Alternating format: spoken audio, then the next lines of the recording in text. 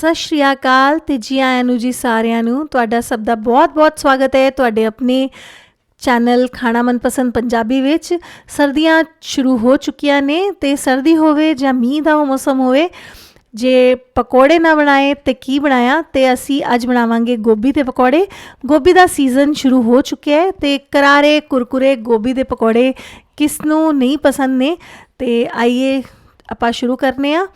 ਤੇ ਇੱਥੇ ਜਿਹੜੇ ਗੋਭੀ ਦੇ ਪਕੌੜੇ ਨੇ ਉਹ ਤੁਸੀਂ ਵੇਖ ਸਕਦੇ ਹੋ ਕਿੰਨੇ ਕ੍ਰਿਸਪੀ ਨੇ। ਤੇ ਸ਼ੁਰੂ ਕਰਨੇ ਆ ਆਪਾਂ। ਇੱਥੇ ਮੈਂ ਗੋਭੀ ਦਾ ਇੱਕ ਫੁੱਲ ਲਿੱਤਾ ਹੈ, ਇਹ 500 ਗ੍ਰਾਮ ਦਾ ਫੁੱਲ ਹੈ। ਤੇ ਇੱਥੇ ਇੰਨੇ ਵੱਡੇ ਵੱਡੇ ਟੁਕੜੇ ਤੋੜ ਲਵਾਂਗੇ ਆਪਾਂ। ਕੱਟਣਾ ਨਹੀਂ ਹੈ, ਪਹਿਲਾਂ ਅਸੀਂ ਵੱਡੇ ਵੱਡੇ ਟੁਕੜੇ ਤੋੜਾਂਗੇ। ਇੱਥੇ ਮੈਂ ਅੱਧਾ ਕਿਲੋ ਗੋਭੀ ਦਾ ਫੁੱਲ ਲਿਆ ਸੀ ਤੇ ਇਹਦੇ 'ਚ ਕਾਫੀ ਸਾਰੇ ਜਿਹੜੇ ਪਕੌੜੇ ਨੇ ਉਹ ਰੈਡੀ ਹੋ ਜਾਣਗੇ। ਤੁਸੀਂ ਵੇਖ ਸਕਦੇ ਹੋ ਇਸ ਤਰੀਕੇ ਨਾਲ ਤੁਸੀਂ ਚੈੱਕ ਵੀ ਕਰ ਸਕਦੇ ਹੋ ਕਿ ਇਹਦੇ 'ਚ ਕੋਈ ਕੀੜਾ ਤਾਂ ਨਹੀਂ ਹੈ। ਸਾਰੇ ਫੁੱਲ ਵੱਖਰੇ ਕਰਕੇ ਅਸੀਂ ਇਹਨੂੰ ਚੰਗੀ ਤਰ੍ਹਾਂ ਪਾਣੀ ਨਾਲ ਧੋ ਲਾਂਗੇ। ਤੇ ਇੱਥੇ ਤੁਸੀਂ ਵੇਖ ਸਕਦੇ ਹੋ ਮੈਂ ਸਾਰੇ ਫੁੱਲ ਵੱਖਰੇ ਕਰ ਲਏ ਨੇ। ਹੁਣ ਅਸੀਂ ਇਹਨੂੰ ਧੋ ਧਾ ਕੇ ਮਾੜਾ ਜਿਹਾ ਬੋਇਲ ਕਰਾਂਗੇ। ਮੈਂ ਇੱਕ ਹੋਰ ਫੁੱਲ ਵੀ ਲਿੱਤਾ ਸੀ ਇੱਥੇ, ਤੇ ਇੱਥੇ ਮੈਂ ਇਹਨੂੰ ਚੰਗੀ ਤਰ੍ਹਾਂ ਧੋ ਲਿਆ ਹੈ। ਤੇ ਹੁਣ ਅਸੀਂ ਇੱਕ ਪੈਨ 'ਚ ਪਾਣੀ ਗਰਮ ਕਰ ਲਿੱਤਾ ਹੈ ਤੇ ਇੱਥੇ 1 ਤੋਂ 1.5 ਲੀਟਰ ਪਾਣੀ ਹੈ। ਇਹਦੇ 'ਚ 1-2 ਚਮਚ ਜਿਹੜੇ ਸਫੇਦ ਸਿਰਕੇ ਦੇ ਹੁੰਦੇ ਨੇ ਉਹ ਪਾਵਾਂਗੇ, 1 ਛੋਟਾ ਚਮਚ ਨੂਣ ਪਾਵਾਂਗੇ ਤੇ ਇਹਨੂੰ ਚੰਗੀ ਤਰ੍ਹਾਂ ਹਿਲਾ ਦਾਂਗੇ ਤਾਂ ਕਿ ਜਿਹੜਾ ਨੂਣ ਤੇ ਸਿਰਕਾ ਹੈ ਉਹ ਚੰਗੀ ਤਰ੍ਹਾਂ ਮਿਕਸ ਹੋ ਜੇ। ਤੇ ਹੁਣ ਅਸੀਂ ਇਹਦੇ 'ਚ ਪਾ ਦਾਂਗੇ ਗੋਭੀ ਦੇ ਫੁੱਲ ਜਿਹੜੇ ਅਸੀਂ ਅਲੱਗ ਕੀਤੇ ਸਨ। ਕਈ ਵਾਰੀ ਹੁੰਦਾ ਕੀ ਹੈ ਕਿ ਕੋਈ ਕੀੜਾ ਜਿਹਾ ਹੋਵੇ ਤਾਂ ਉਹ ਉੱਤੇ ਆ ਜਾਂਦਾ ਹੈ ਇਸ ਤਰ੍ਹਾਂ ਸਾਫ਼ ਕਰਨ ਨਾਲ, ਤੇ ਗੋਭੀ ਵੀ ਪੂਰੀ ਤਰ੍ਹਾਂ ਚੰਗੀ ਤਰ੍ਹਾਂ ਸਾਫ਼ ਹੋ ਜਾਂਦੀ ਹੈ। ਤੇ ਅਸੀਂ ਇੱਥੇ ਇਹਨੂੰ ਇੱਕ ਮਾੜਾ ਜਿੰਨਾ ਬੋਇਲ ਲਾਣਾ ਹੈ, ਬਹੁਤਾ ਨਹੀਂ ਉਬਾਲਣਾ। ਗੋਭੀ 'ਚ ਕਰੰਚ ਬਣਾ ਰਹਿਣਾ ਚਾਹੀਦਾ ਹੈ। ਤੁਸੀਂ ਵੇਖ ਸਕਦੇ ਹੋ ਗੋਭੀ ਜਿਹੜੀ ਹੈ ਉਹ ਗਲੀ ਨਹੀਂ ਹੈ। ਤੇ 1-2 ਮਿੰਟ ਵਾਸਤੇ ਹੀ ਅਸੀਂ ਇਹਨੂੰ ਇਸ ਪਾਣੀ 'ਚ ਰੱਖਾਂਗੇ। ਤੇ ਅਸੀਂ ਇਹਨੂੰ ਹੁਣ ਨਿਕਾਲ ਲਿਆ ਹੈ ਕਿਸੇ ਵੀ ਛਲਣੀ 'ਚੋਂ ਨਿਕਾਲ ਕੇ। ਤੇ ਇਹਦੇ ਨੂੰ ਹੁਣ ਅਸੀਂ ਇਹਨੂੰ ਚੰਗੀ ਤਰ੍ਹਾਂ ਠੰਡੇ ਪਾਣੀ ਨਾਲ ਧੋ ਲਾਂਗੇ। ਠੰਡੇ ਪਾਣੀ ਨਾਲ ਧੋਣ ਨਾਲ ਇਹਦੀ ਜਿਹੜੀ ਕੁਕਿੰਗ ਪ੍ਰੋਸੈਸ ਹੈ ਉਹ ਰੁਕ ਜਾਂਦੀ ਹੈ ਤੇ ਜਿਹੜੀ ਗੋਭੀ ਹੈ ਉਹ ਬਿਲਕੁਲ ਖਿੜੀ ਰਹਿੰਦੀ ਹੈ। ਤੇ ਹੁਣ ਅਸੀਂ ਬਣਾਵਾਂਗੇ ਇਸ ਵਾਸਤੇ ਸਪੈਸ਼ਲ ਮਸਾਲਾ ਰੈਡੀ ਕਰਾਂਗੇ ਆਪਾਂ। ਇੱਥੇ ਮੈਂ ਇੱਕ ਪੈਨ ਲੈ ਲਿੱਤਾ ਹੈ ਤੇ ਇਹਦੇ 'ਚ ਪਾਵਾਂਗੇ 1 ਛੋਟਾ ਚਮਚ ਜੀਰਾ, 3 ਤੋਂ 4 ਲੌਂਗ ਲਿੱਤੇ ਨੇ ਤੇ ਨਾਲ ਅਸੀਂ ਪਾਵਾਂਗੇ 2 ਛੋਟੀਆਂ ਹਰੀਆਂ ਇਲਾਚੀਆਂ ਤੇ ਸਾਬੁਤ ਜਿਹੜਾ ਧਨੀਆ ਹੁੰਦਾ ਹੈ ਉਹ 1 ਚਮਚ। ਇਹਨਾਂ ਨੂੰ ਬਿਲਕੁਲ ਲੋ ਫਲੇਮ 'ਤੇ ਕਰਾਰਾ ਕਰ ਲੈਣਾ ਹੈ, ਭੁੰਨ ਲੈਣਾ ਹੈ ਤਾਂ ਕਿ ਅਸੀਂ ਇਹਨਾਂ ਨੂੰ ਦਰਦਰਾ ਜਦ ਕੁੱਟਾਂਗੇ ਤਾਂ ਈਜ਼ਲੀ ਕੁੱਟ ਜਾਣ। ਤੇ ਇੱਥੇ ਤੁਸੀਂ ਵੇਖ ਸਕਦੇ ਹੋ। ਹੁਣ ਇਹਦੇ 'ਚ ਪਾਵਾਂਗੇ ਕਸੂਰੀ ਮੇਥੀ। ਕਸੂਰੀ ਮੇਥੀ ਜਿਹੜੀ ਹੈ ਉਹ ਸਭ ਤੋਂ ਲਾਸਟ 'ਚ ਐਡ ਕਰਨੀ ਹੈ, ਵਰਨਾ ਛੇਤੀ ਜਲ ਸੜ ਜਾਂਦੀ ਹੈ। ਤੇ ਇੱਥੇ ਵੇਖ ਸਕਦੇ ਹੋ ਬਿਲਕੁਲ ਲੋ ਫਲੇਮ ਹੈ ਗੈਸ ਦੀ। ਤੇ ਮਸਾਲਾ ਜਿਹੜਾ ਹੈ ਉਹ ਭੁੰਨ ਚੁੱਕਿਆ ਹੈ। ਗੈਸ ਬੰਦ ਕਰ ਦਾਂਗੇ ਤੇ ਮੈਂ ਇੱਥੇ ਇਸ ਨੂੰ ਦਰਦਰਾ ਕੁੱਟ ਲਿੱਤਾ ਹੈ। ਤੇ ਹੁਣ ਅਸੀਂ ਲਵਾਂਗੇ ਗੋਭੀ ਦੇ ਫੁੱਲ ਜਿਹੜੇ ਬੋਇਲ ਕੀਤੇ ਸਨ। ਇਹ ਠੰਡੇ ਹੋ ਚੁੱਕੇ ਨੇ ਤੇ ਹੁਣ ਇਹਨਾਂ 'ਤੇ ਇਹ ਤੁਸੀਂ ਵੇਖ ਸਕਦੇ ਹੋ ਪੂਰੀ ਤਰ੍ਹਾਂ ਕੁੱਕ ਨਹੀਂ ਹੋਈ ਹੈ। ਤੇ ਹੁਣ ਅਸੀਂ ਇਹਨਾਂ 'ਤੇ ਪਾਵਾਂਗੇ ਇਹ ਮਸਾਲਾ। ਚੰਗੀ ਤਰ੍ਹਾਂ ਕੋਟ ਕਰਨਾ ਹੈ ਤਾਂ ਕਿ ਇਹਨਾਂ ਫੁੱਲਾਂ ਵਿੱਚ ਜਿਹੜਾ ਹੈ ਉਹ ਇਸ ਮਸਾਲੇ ਦਾ ਪੂਰਾ ਸਵਾਦ ਜਿਹੜਾ ਹੈ ਉਹ ਰਚ ਬਸ ਜਾਏ। ਤੇ ਇਹਨੂੰ ਫੈਲਾ ਕੇ ਅਸੀਂ ਪਾ ਦਾਂਗੇ। ਤੇ ਹੁਣ ਅਸੀਂ ਕੁੱਟੀਆਂ ਹੋਈਆਂ ਲਾਲ ਮਿਰਚਾਂ ਲੈਣੀਆਂ ਨੇ ਤੇ 1 ਚਮਚ ਜਿੰਨੀਆਂ ਲਾਲ ਮਿਰਚਾਂ ਨੇ। ਜੇ ਤੁਹਾਨੂੰ ਕਰਾਰੇ ਪਕੌੜੇ ਪਸੰਦ ਨੇ ਤੇ ਤੁਸੀਂ ਲਓ, ਨਹੀਂ ਤਾਂ ਅਵੋਇਡ ਕਰ ਸਕਦੇ ਹੋ। 2 ਹਰੀਆਂ ਮਿਰਚਾਂ ਤੇ ਲਸਣ ਜਿਹੜਾ 7 ਤੋਂ 8 ਕਲੀਆਂ ਲਸਣ ਦੀਆਂ ਲੈ ਕੇ ਉਹ ਵੀ ਮੈਂ ਕ੍ਰਸ਼ ਕਰ ਲਿੱਤੀਆਂ ਸਨ। ਤੇ ਹੁਣ ਅਸੀਂ ਪਾਵਾਂਗੇ 1 ਨਿੰਬੂ ਜਿੰਨਾ ਰਸ, ਤੇ ਮੈਂ ਨਿੰਬੂ ਨਿਚੋੜਤਾ ਇਹਦੇ 'ਤੇ। ਤੇ ਇਸ ਰਸ ਨਾਲ ਤੇ ਇਹਨਾਂ ਮਸਾਲਿਆਂ ਨਾਲ ਗੋਭੀ ਨੂੰ ਚੰਗੀ ਤਰ੍ਹਾਂ ਕੋਟ ਕਰ ਲਾਂਗੇ, ਚੰਗੀ ਤਰ੍ਹਾਂ ਹਿਲਾ ਲਾਂਗੇ। ਇਸ ਤਰੀਕੇ ਨਾਲ ਗੋਭੀ ਜਿਹੜੀ ਹੈ ਉਹ ਫਿੱਕੀ ਨਹੀਂ ਲੱਗਦੀ। ਕਦੇ ਗੋਭੀ ਦੇ ਪਕੌੜੇ ਬੜੇ ਬੇਸਵਾਦ ਲੱਗਦੇ ਨੇ ਕਿਉਂਕਿ ਗੋਭੀ ਦਾ ਆਪਣਾ ਕੋਈ ਸਵਾਦ ਨਹੀਂ ਹੁੰਦਾ। ਤੇ ਇਸ ਤਰੀਕੇ ਨਾਲ ਤੁਸੀਂ ਉਹਨਾਂ ਨੂੰ ਜਦ ਕੋਟ ਕਰ ਲਓਗੇ ਤਾਂ ਜਿਹੜੀ ਗੋਭੀ ਹੈ ਉਸ 'ਚ ਪੂਰਾ ਸਵਾਦ ਰਚ ਬਸ ਜਾਊਗਾ ਤੇ ਪਕੌੜੇ ਜਿਹੜੇ ਨੇ ਉਹ ਬੜੇ ਸਵਾਦ ਬਣਦੇ ਨੇ।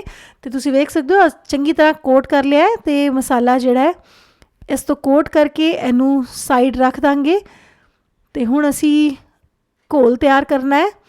1 ਕੌਲੀ ਜਿੰਨਾ ਬੇਸਨ ਲਿਆ ਹੈ ਮੈਂ ਤੇ ਅੱਧੀ ਕੌਲੀ ਹੋਰ ਪਾਈ ਹੈ 1.5 ਕੋਲੀ ਜਿੰਨਾ ਬੇਸਣ ਲੈ ਕੇ ਇਹਦੇ 'ਚ ਪਾਵਾਂਗੇ ਚੌਲ ਦਾ ਆਟਾ। ਚੌਲਾਂ ਦਾ ਆਟਾ ਜੇ ਤੁਹਾਨੂੰ ਨਾ ਮਿਲੇ ਤੇ ਤੁਸੀਂ ਅਰਾਰੋਟ ਵੀ ਯੂਜ਼ ਕਰ ਸਕਦੇ ਹੋ।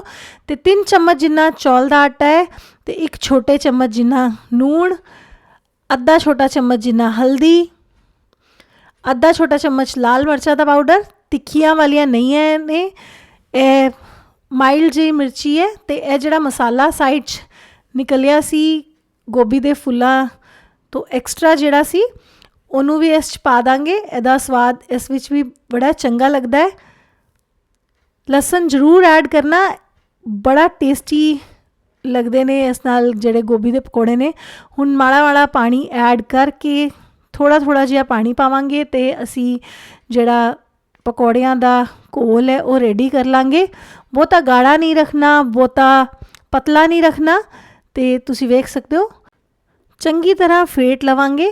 ਤੇ ਇੱਥੇ ਮੈਂ 1 ਕੌਲੀ ਜਿੰਨਾ ਪਾਣੀ ਯੂਜ਼ ਕੀਤਾ ਹੈ ਤੇ ਤੁਸੀਂ ਵੇਖ ਸਕਦੇ ਹੋ। ਤੇ ਹੁਣ ਅਸੀਂ ਇਸ ਨੂੰ ਸਾਈਡ 'ਤੇ ਰੱਖ ਦਾਂਗੇ 20 ਮਿੰਟਾਂ ਵਾਸਤੇ, ਤਾਂ ਕਿ ਇਹ ਜਿਹੜਾ ਬੇਸਨ ਹੈ ਉਹ ਪੂਰੀ ਤਰ੍ਹਾਂ ਫੁੱਲ ਜੂ ਤੇ ਪਕੌੜੇ ਜਿਹੜੇ ਨੇ ਉਹ ਸ਼ਾਨਦਾਰ ਬਣਨਗੇ। ਤੇ ਇੱਥੇ ਤੁਸੀਂ ਵੇਖ ਸਕਦੇ ਹੋ 20 ਮਿੰਟਾਂ ਬਾਅਦ ਜਿਹੜਾ ਘੋਲ ਸੀ ਉਹ ਬੜਾ ਜਿੰਨਾ ਗਾੜਾ ਹੋ ਗਿਆ ਸੀ। ਤੇ ਅਸੀਂ ਇਹਦੇ 'ਚ 1-2 ਚਮਚ ਪਾਣੀ ਐਡ ਕੀਤਾ ਹੈ ਤੇ ਇਹਨੂੰ ਫਿਰ ਹਿਲਾ ਲਾਂਗੇ। ਇੱਥੇ ਪਕੌੜਿਆਂ ਦਾ ਘੋਲ ਰੈਡੀ ਹੈ। ਇੰਨਾ ਕੁ ਠੀਕ ਹੋਣਾ ਚਾਹੀਦਾ ਹੈ ਕਿ ਪਕੌੜੇ ਜਿਹੜੇ ਨੇ ਗੋਭੀ ਦੇ ਫੁੱਲ ਜਿਹੜੇ ਨੇ ਉਹ ਚੰਗੀ ਤਰ੍ਹਾਂ ਕੋਟ ਹੋ ਜਾਣ। ਤੇ ਹੁਣ ਇਹ ਰੈਡੀ ਹੈ। ਹੁਣ ਅਸੀਂ ਮੈਰੀਨੇਟ ਕੀਤੇ ਹੋਏ ਗੋਭੀ ਦੇ ਫੁੱਲ ਪਾਵਾਂਗੇ ਤੇ ਇਹਨਾਂ ਨੂੰ ਫਰਾਈ ਕਰਾਂਗੇ। ਇੱਥੇ ਮੈਂ ਤੇਲ ਜਿਹੜਾ ਹੈ ਉਹ ਗਰਮ ਕਰ ਲਿੱਤਾ ਹੈ।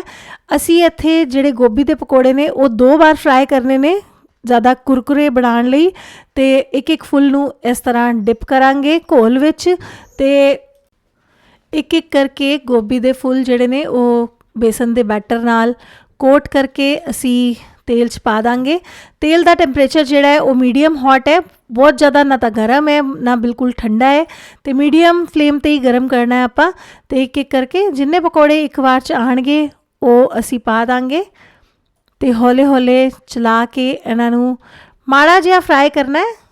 ਜਦ ਇਹਨਾਂ 'ਤੇ ਕੋਟਿੰਗ ਜਿਹੀ ਆ ਜਾਏ ਤੇ ਦੋਵੇਂ ਪਾਸੇ ਫਰਾਈ ਹੋ ਜਾਣ ਤਾਂ ਅਸੀਂ ਇਹਨਾਂ ਨੂੰ ਕੱਢ ਲਾਂਗੇ। ਤੁਸੀਂ ਵੇਖ ਸਕਦੇ ਹੋ ਇਹਨਾਂ 'ਤੇ ਕੋਟਿੰਗ ਆਉਣ ਲੱਗੀ ਹੈ। ਬਹੁਤੀ ਦੇਰ ਫਰਾਈ ਨਹੀਂ ਕਰਨਾ, 3 ਤੋਂ 4 ਮਿੰਟ 'ਚ ਅਸੀਂ ਇੱਕ ਬੈਚ ਜਿਹੜਾ ਹੈ ਉਹ ਫਰਾਈ ਕਰਕੇ ਥਾਲੀ 'ਚ ਕੱਢ ਲਾਂਗੇ। ਤੇ ਇੱਥੇ ਜਿਹੜੇ ਪਕੌੜੇ ਨੇ ਉਹ 3-4 ਮਿੰਟ ਹੋ ਚੁੱਕੇ ਨੇ ਉਹਨਾਂ ਨੂੰ ਫਰਾਈ ਹੁੰਦੇ ਹੋਏ।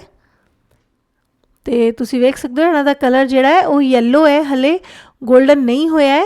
ਤੇ ਇੰਨੇ ਹੀ ਫਰਾਈ ਕਰਕੇ ਅਸੀਂ ਨਿਕਾਲ ਲੈਣੇ ਨੇ ਤਾਂ ਕਿ ਜਿਹੜਾ ਦੂਜੀ ਵਾਰੀ ਜਦ ਅਸੀਂ ਫਰਾਈ ਕਰਾਂਗੇ ਤੇ ਇਹ ਬੜੇ ਕੁਰਕੁਰੇ ਤੇ ਕਰਾਰੇ ਪਕੌੜੇ ਰੈਡੀ ਹੋਣਗੇ।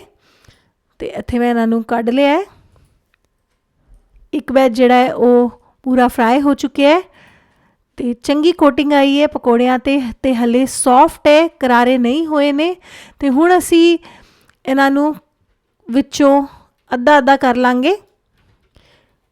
ਤੁਸੀਂ ਵੇਖ ਸਕਦੇ ਹੋ ਮੈਂ ਕਿਸ ਤਰ੍ਹਾਂ ਕਰ ਰਹੀ ਹਾਂ, ਇਹ ਵੇਖੋ।